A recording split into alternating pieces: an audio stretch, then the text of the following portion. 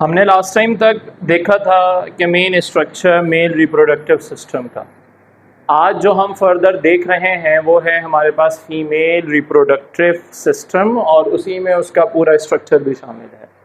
अब जब हम सिस्टम को मेल में हमने ये पढ़ा कि भाई इसमें दो चीज़ें थी, एक एक्सटर्नली और दूसरा इंटरनली, लेकिन जब हम यहाँ देख रहे हैं तो मोस्टली कहा यही जाता है कि फीमेल का जितना भी रिप्रोडक्टिव स्ट्रक्चर है वो सारा का सारा प्रेजेंट होता है इंटरनली, अंदर की तरफ है बॉडी के। लेकिन असल में कुछ और भी रीजन्स हैं जो कि मेन इंटरनल स्ट्रक्चर के अलावा बाहर की तरफ भी प्रेजेंट हैं, which are known as external genitalia.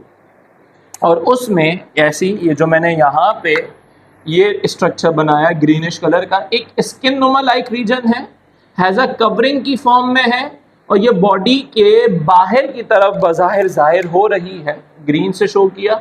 और इसको हम स्ट्रक्चरली या मेन नाम देते हैं वल्वा का। तो ये वो मेन स्ट्रक्चर है जो कि हैज अ काउंट होता है इन दी एक्सटर्नल जेनिटेलियल। बाकी जितना भी स्ट्रक्चर है फीमेल रिप्रोडक्टिव सिस्टम का वो सारा का सारा प्रेजेंट है इंटरनली।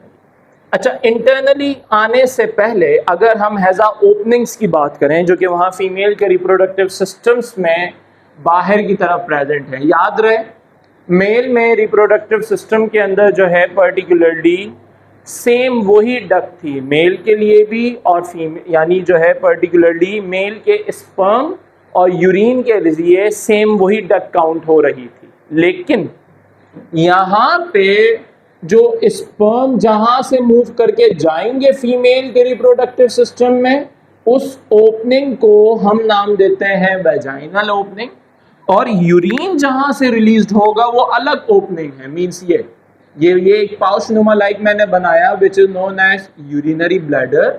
ये पाइपलाइन कहलाई जाएगी यूरेथ्रा, और ये जो ओपनिंग है इसको हम कह सकते हैं यूरेथ्रल ओपनिंग का, कि यहाँ से मेन यूरिन रिलीज हो रहा है। तो ये यूरिन रिलीज वाली ओपनिंग, ये वेजाइनल ओपनिंग जहाँ से जो है पर्टिकुलरली स्पर्म्स का पाथवे होगा, और एक लास्ट ओपनिंग जिसको हम एनस डाइजेस्टिव सिस्टम में भी हमने नाम पढ़ा या एक और हम नाम देते हैं एनल ओपनिंग का। अच्छा, ये कहाँ कनेक्ट हो रही है? रेक्टम, और रेक्टम से आगे जा रही है मेन पूरी लार्ज इंटेस्टाइन, स्मॉल इंटेस्टाइन वहां जा रही है। लेकिन इन सब के आगे एक और बाहर की तरफ एक हल्की सी बॉडी जो है स्लाइडली सी ऐसे हैंग हुई हुई है, अंदर की तरफ स्लाइडली प्रेजेंट होती है। जब हम उसका स्ट्रक्चर देखते हैं इसको नाम देते हैं क्लिस्टोरस का। इसमें पीछे कनेक्टेड है, इसमें बहुत सारी आ रही होती है नर्व्स। तो ये रिस्पॉन्सिबल होती है हैज अ सेंसेशन के लिए, जिसको हम सेक्सुअल सेंसेशन कहते हैं।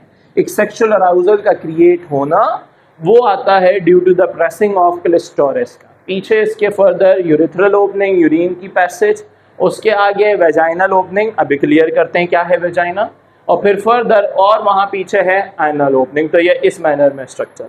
अच्छा, उसी स्ट्रक्चर को जब हमने यूं करके देखा तो मैंने कहा जो बाहर की तरफ मेन रिप्रोडक्टिव सिस्टम के बाहर जो स्ट्रक्चर ये मौजूद है ये चीज़ कहलाई जाएगी वल्वा।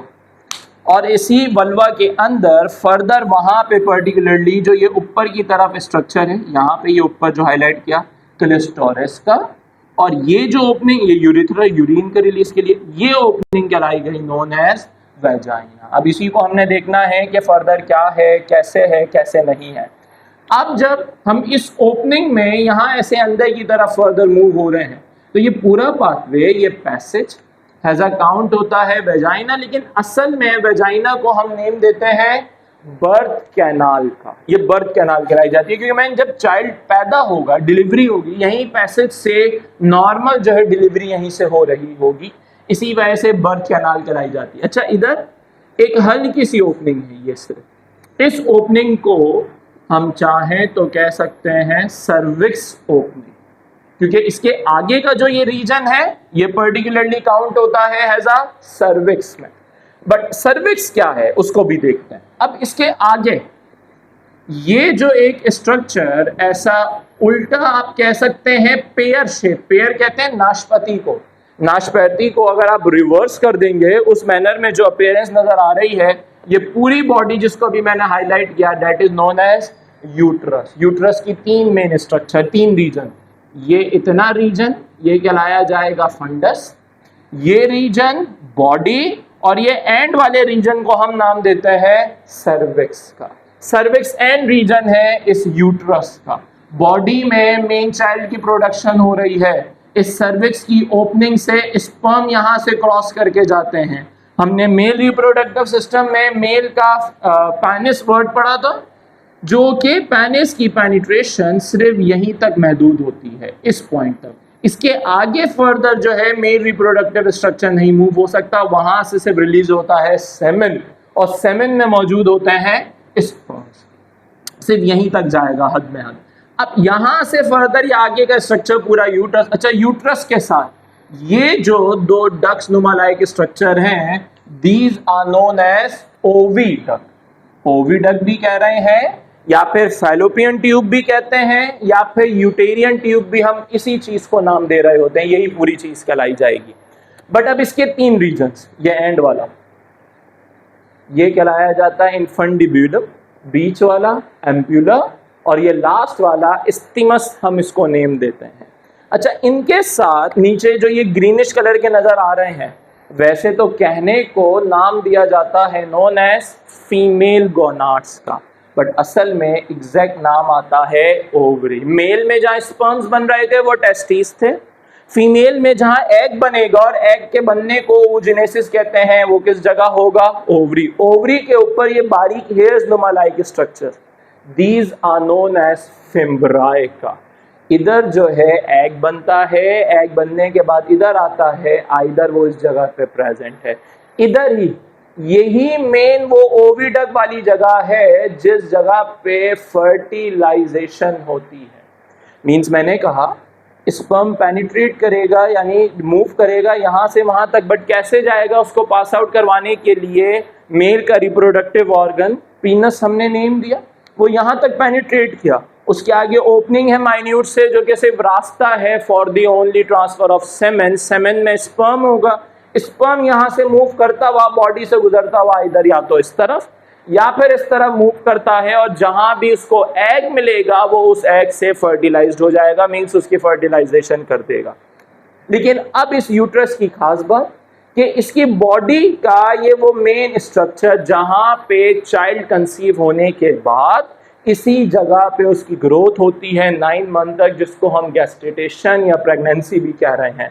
अब उसके लिए जरूरी है इनकी लेयर्स को समझना। सबसे पहले ये मैंने बनाई, ये आउटसाइड वाली ब्लैक से हाईलाइट कर रहा हूं, इस लेयर को जो सबसे आउटसाइड पे है that will be known as perimetrium.